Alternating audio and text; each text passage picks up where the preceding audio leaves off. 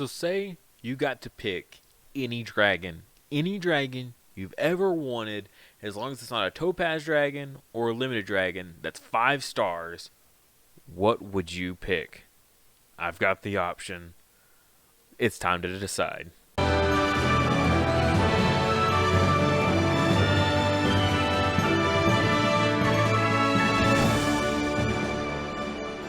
So those of you that are wondering how I get to pick just any dragon in this game that I want, it's right here. It's the Legendary Dragon Selection Ticket. We're finally about to hit that point. Hopefully by the end of this week, we'll finally get the 1,200 Valor medals to finally do this.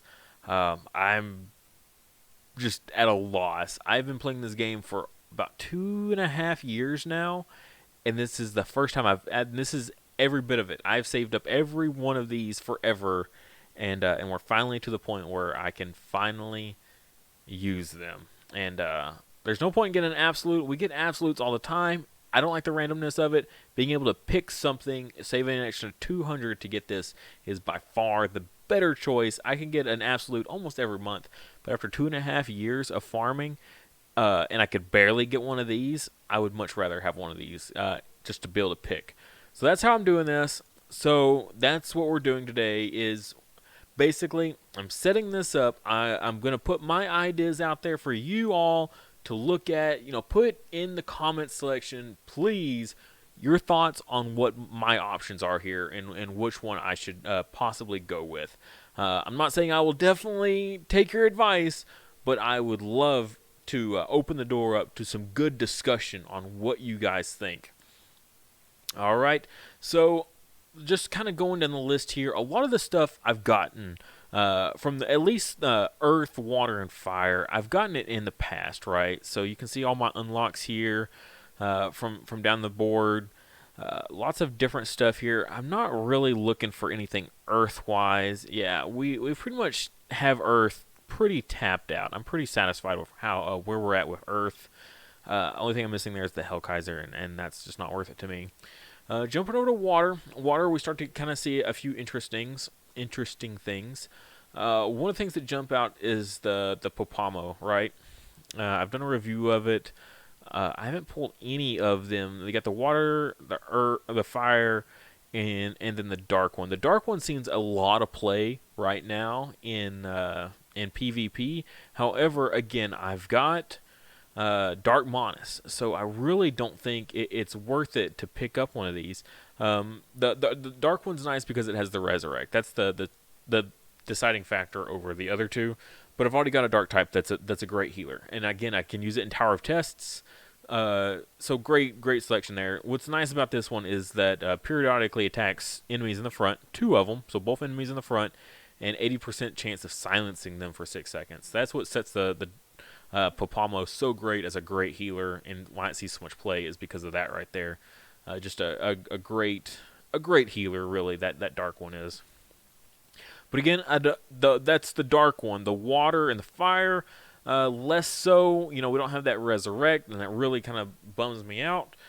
So less interested in those because of that. Again, a healer with silence is super amazing. I mean, you combine that with a DPS dragon that silences, and we'll get to that soon also, and like something like a Gale, and I think it might be Chaos or Gaian, one of these guys down here, they also silence. You can have a whole team of silencers and just walk over your opponent. I've debated building the team a few times now, but I don't want to mastery and enhance and all that just for a gimmick that I don't quite know if it would work entirely or not.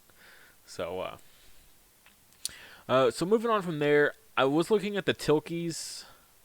They have the light and the dark as well, which I've never unlocked. Just great clan dungeon dragon. I mean, great single target attacker for clan dungeon. Does a whole lot of damage. I don't know if I should invest in it though, as my one and only. Right? There's so many clan dungeon dragons on this list, and we're gonna go through several of them. And this is gonna apply to all of them. Is there's so many different ones. Is getting one out of all those really necessary, especially like something like this. Like I have a mummy dragon, a mummy that does this same thing basically this one does. This one just is a second one. I can run two of them essentially.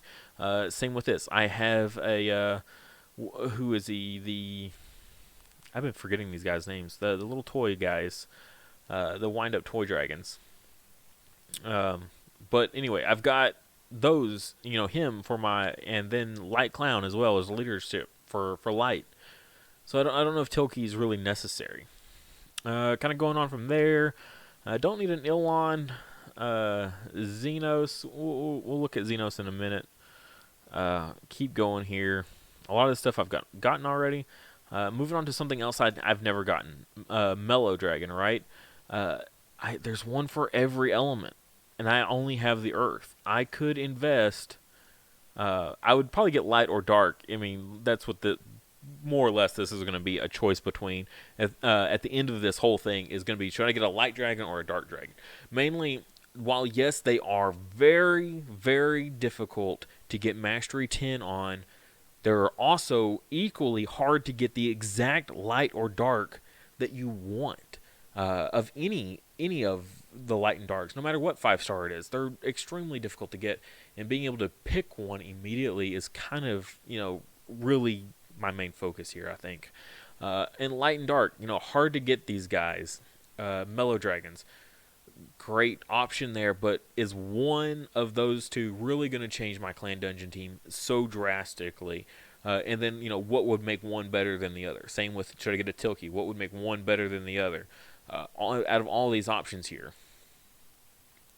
And then keep going down here. Mini Dragon, less of a point because I've gotten these guys. I've got the Light Mini already. I can't believe I've never pulled a Water Cupid Dragon. That kind of is surprising. Water Arcana, not worth it. Power Dragon, nope.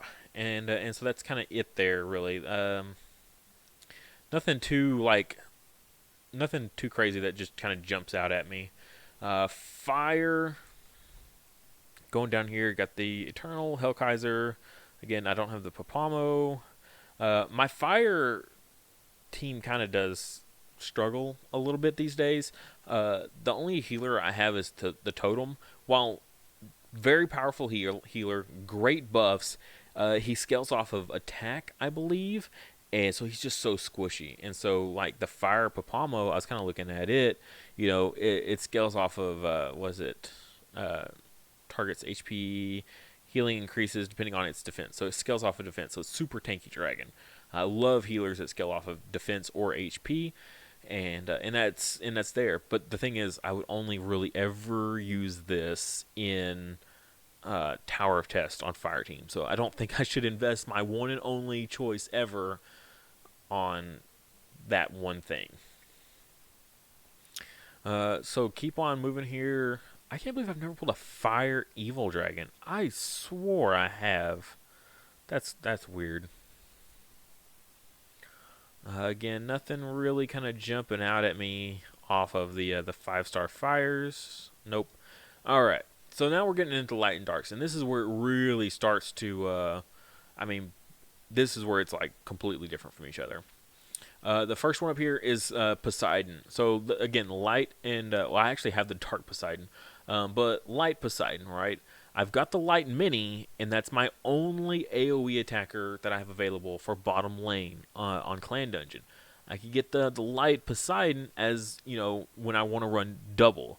And you can run double of these for the first, 30, 40 floors, double DPS. And this would make my second DPS. Again, masteries is difficult, so it would be a while before I could really build this one up. Moving on from there, I guess I'll go ahead and address it now. Spirit Dragon. This is the one that I've been personally looking at for a while now. If you follow the channel at all, you know that my PvP team, I run Earth Kamui Dragon, right? And its big thing is it gets to attack immediately when the match starts. As soon as you hit 3 mana, it gets to just go off and attack. That's before pretty much any buffs are applied, anything like that. The only thing is like passives that are already active. Like Ilon already is active, giving that crit rate. Thanatos giving, or Frosty, those two guys, they're giving that damage buff. Those apply immediately. Great combination with Kamui. The problem is his whole thing is if it doesn't go off, if I don't like one shot the enemy or at least one shot something important, then his whole like special thing just completely falls off and is completely pointless. So I've been kind of looking at, unfortunately, after finally powering it up, and I had been doing amazing in PvP. Last week I was in the top 30s, so I was at 28 at the middle of the day on Sunday, and unfortunately it was my daughter's birthday party that day, and I was so tired that I fell asleep before getting my last 10 battles in at the end of the night, and I ended up getting like 32nd or 34th place for the week last week. So my PvP team is solid. It's doing great with the changes I've made and everything like that. Only problem is I feel like maybe my DPS dragon could be a little bit better. Again, being able to finally power this thing up all the way to Mastery 10 would take, I don't know how long. I honestly don't know how long. It could take a year maybe for me to get Mastery 10 on this dragon. Looking at its skills, right? I mean, so what are we bringing here? All allies' attack is increased by 35%. That's outstanding leadership ability for sure. That definitely would make him hit like crazy hard.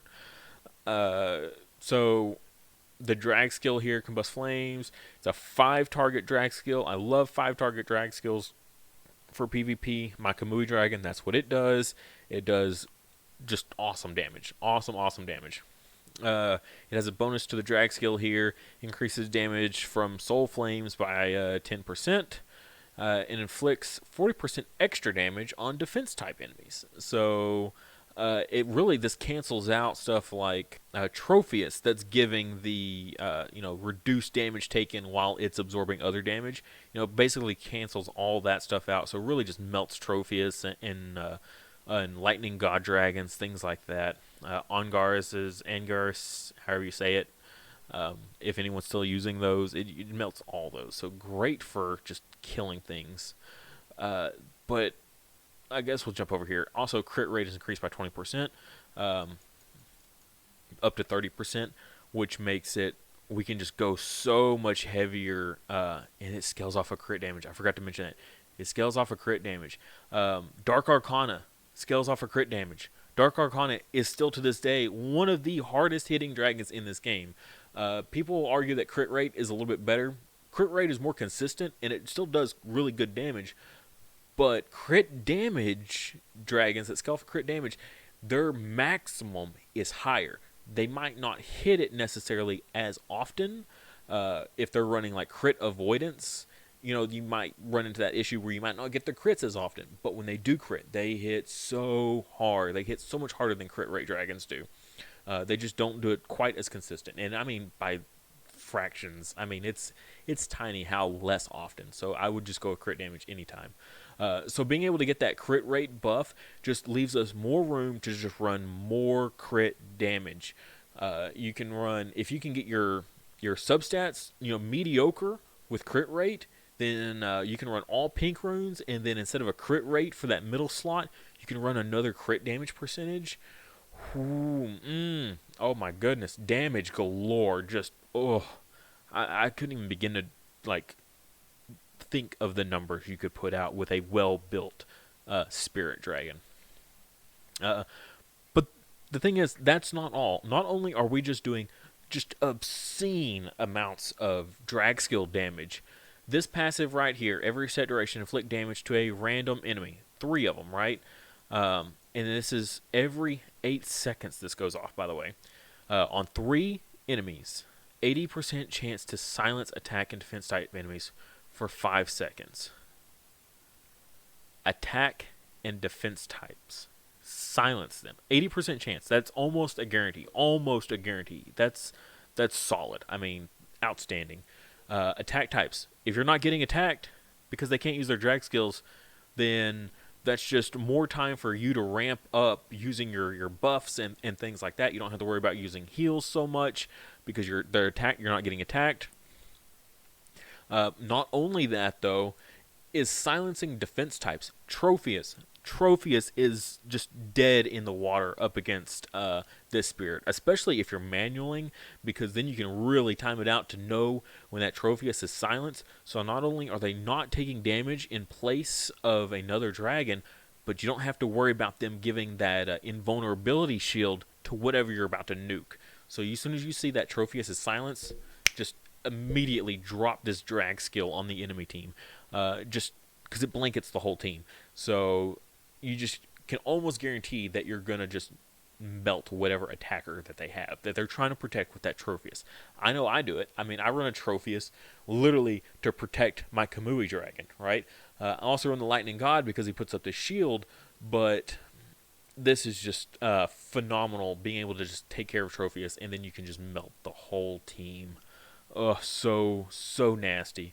I would say probably the best 3 mana cost attacker in the game is Spirit. If you look on top 20 of the PvP teams, he's on several teams. Alright, so now that I've kind of, said my spiel about what I was really leaning towards, I'll continue on. There are other available options that we can look at.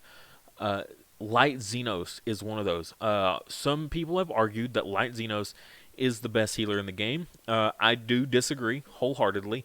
While I do think he's probably the best light healer in the game. My light healers are Venezi, which is a 4-star, and Light Lady, which is a 3-star.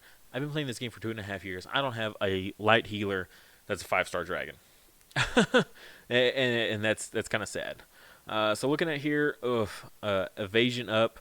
Just if you ever want to build an evasion up PvP team, this guy or Dark Totem Dragon. Yeah, as leaderships, that would be just absolutely nasty. Here, the drag skill, it increases attack, which is really cool. 3 targeter, so pretty solid there. The amount of is increased proportionally to your attack. So unfortunately, it is an attack-based or healer, so very squishy. That's one of my big drawbacks on it, is how squishy it is.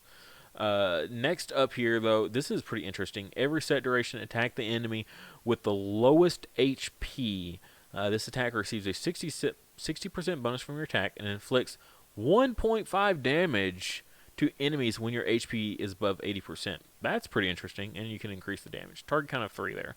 I don't know. That's pretty wild. And it scales off your attack, so he's a pretty solid, beat, heavy hitter. If you're scaling off of attack anyway, and if you put some crit rate in there as well to get, the big heals, then you could honestly be doing some solid damage with this guy right here. Next here is every set duration, summon a sphere that moves between allies and enemies 5 times and recover HP and inflict damage to enemy proportional to attack. This is on my Fire Varus, and I will tell you, this skill is incredible. Also reducing it to every 15 seconds. In Clan Dungeon, if I'm running Fire Varus, then this passive, it out-heals everything. It's the biggest healer on my entire team. It's the highest healing out of everything I have. And its last one here is it has a Resurrect, so 30% HP Resurrect. It's a solid dragon. It's a solid healer. I think it's outstanding. I don't know if it's necessarily worth my one and only ticket, though. Only place I could really see using this is maybe in Clan Dungeon, possibly, or in Tower of Tests. That's about it, though. So I think for PvP, I've just got better options available. Again, I have Dark Monas, so I'm very hesitant on getting a healer because I'd like to get something that would help me in Colosseum. Colosseum is my main focus here. I could do Clan Dungeon. But the problem is there's just so many Clan Dungeon things that I could potentially use that what makes getting one so much different. It's not like it's going to help me in every element, right? It's only going to help me in a single element. I just don't know if that's quite worth it for me. So looking else here, I mean, there's lots of lights and stuff that I've never gotten before. There's again the light mellow there, light guardian, probably not a light guardian. Light jet dragon is an outstanding dragon. Unfortunately, he does become free every once in a while. The game just likes to hand him out for free. In the past, I've just chosen other things instead of him, but I'm really debating next time he comes around as a free option. I'll probably end up picking him up, honestly. But that just makes me not want to get him now because of the fact that he does come up free maybe once a year or so, I've noticed. There's Light Party Dragon, Smart Dragon. This was the other healer I was looking at for Light. Leadership, 35% defense. That's pretty good.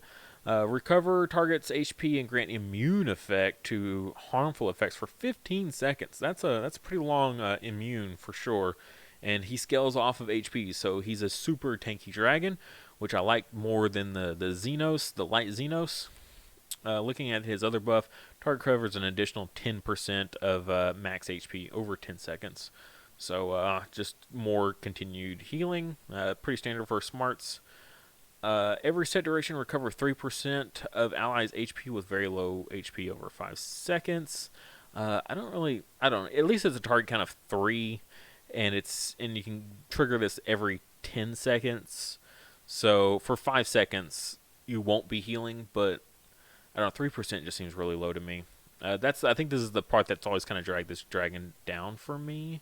Dragging the dragon. But yeah, only 3%. It seems a little low. But then combine all this together with this passive here. Every set duration, remove 1 harmful effects from all allies. 5 target count. Right?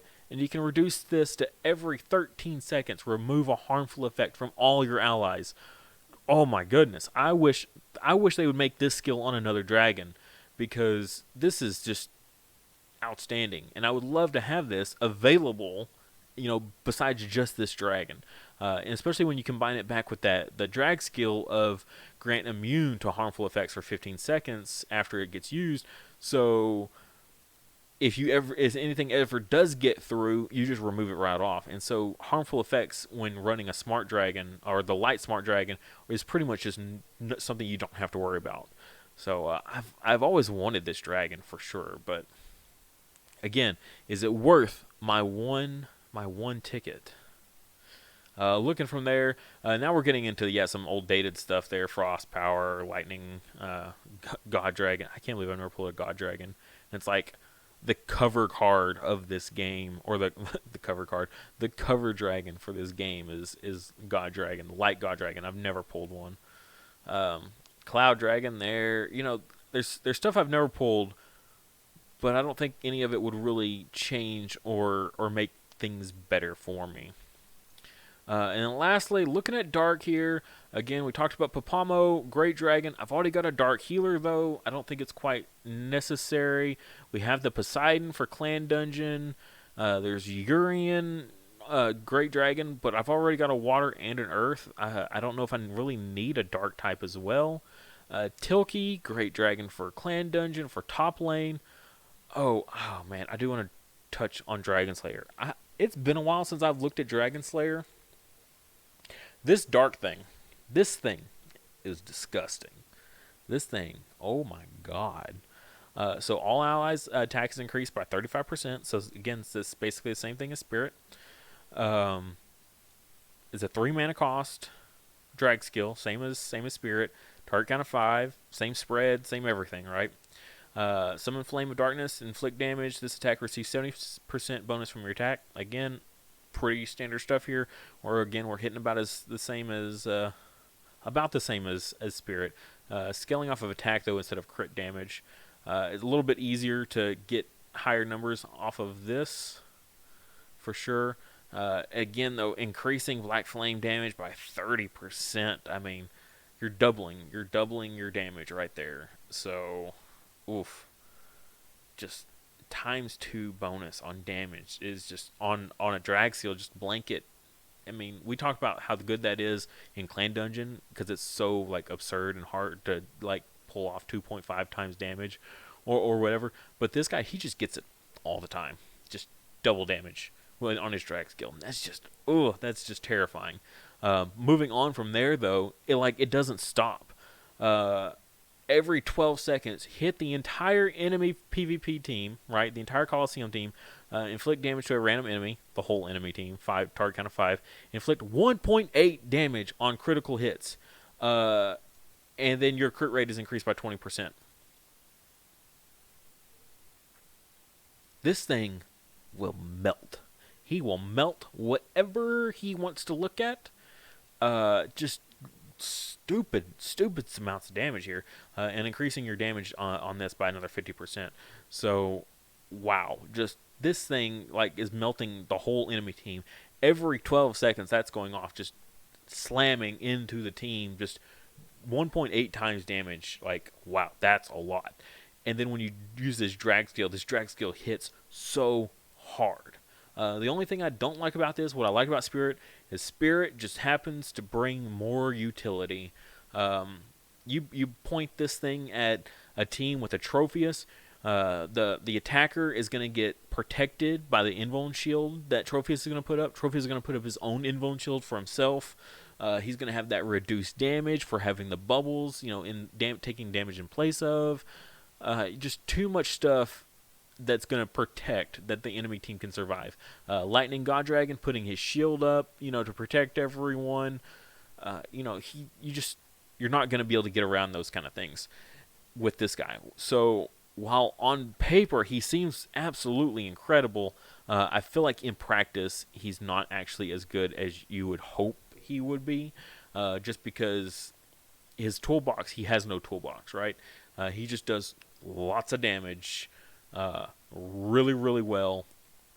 Just he can't get over and past certain obstacles, and that's what I think excels Spirit so much, is that even if I don't use Spirit's drag skill, because I don't have the mana for it or whatever, its passive is still doing work for me, and I think that's what's really great, is just silencing is so much more important than just doing raw damage. Especially nowadays. Maybe if I had a Dragon Slayer a year and a half ago, oh yeah, I definitely would have been doing some gnarly stuff then, but I just don't think so. Not anymore. Going on from there, Ilon, I mean, I've got the Earth type. I don't think, and it's already so hard to mastery a Dark type, that doing a support type, especially a support type that I already have, I don't think it's worth it.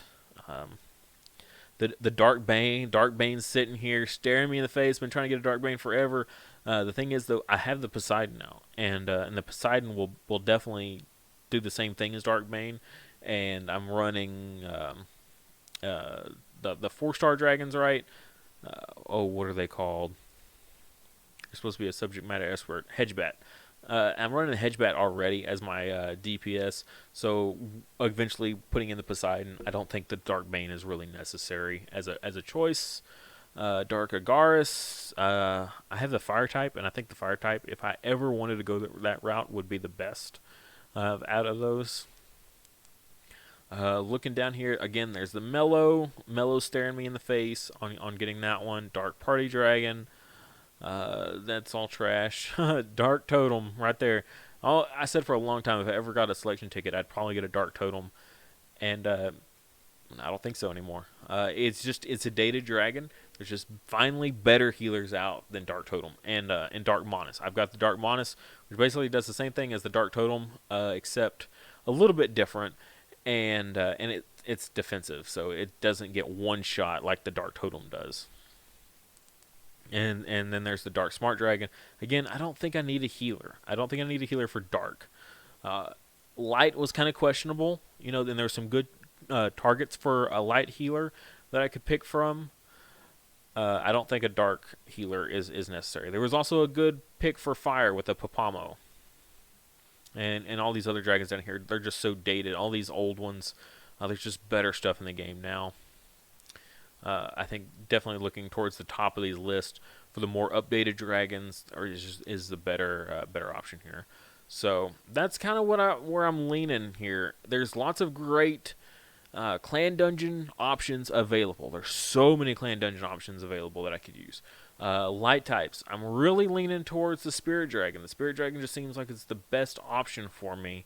I know it'll take a long time to master it, but I don't know. Maybe I can start saving up for dropping 60,000 diamonds on a raid up whenever it's a light type. To really help ensure that I get that extra fast. Or there's the light Xenos that we could get, or the light Smart Dragon that we could get. Both are great picks. I don't have a good light healer. Like I said, I'm running Venezi and Light Lady, and that's it for Tower of Tests.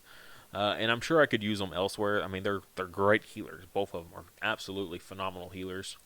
Fire type, looking at that Papamo for healers. Again, Tower of Tests, could definitely use it there. I don't know if it's really necessarily if I'd use it anywhere else, though. Yeah, but again, though, silencing for 6 seconds, great for PvP, but you would kind of want more than just it by itself.